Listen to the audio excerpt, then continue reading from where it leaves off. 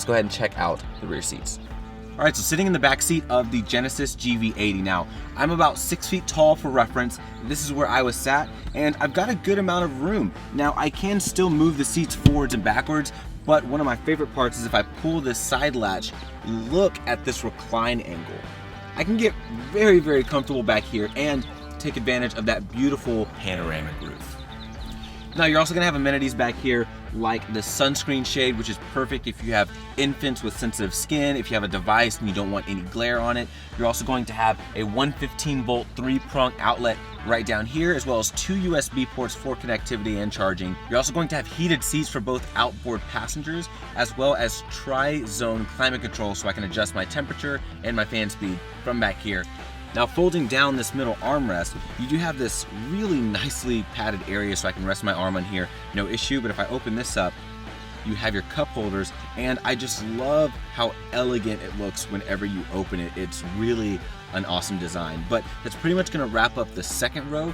Let's go ahead and check out the available third row. All right, so moving to the available third row in the Genesis GV80. Now, it's very important to note this is not a purpose-built 3 rows. So compared to purpose-built 3 rows, you're not going to have as much room here in the back. So someone like me who is 6 feet tall may not be the most comfortable. However, this is more than accommodating for children and if you need it for a pinch. And you're also gonna have 2 cup holders back here. You can actually move the seats forwards and backwards, as well as a little bit of storage space over here on the right side. And then having these windows helps as well. That way, the people that are sitting back here don't feel as claustrophobic and you have a nice view out of the back.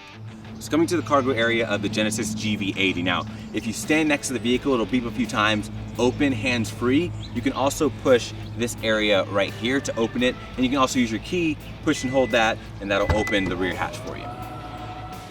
Now, once you are in the back, you have a really good amount of trunk space. You also have these buttons here to fold up your third row to utilize that as well. But with it fold down, you guys can see there's plenty of room to store anything for your family.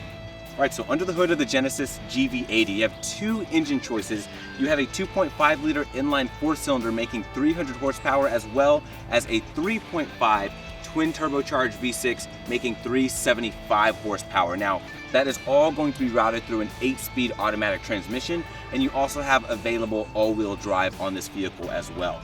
Well, everyone, is going to wrap up my review over the Genesis GV80. I think Genesis has done an incredible job of separating themselves from the sea of other SUVs. This really has its own personality, its own characteristic, and I think it's going to make a great statement and set a good benchmark of what Genesis has coming later on.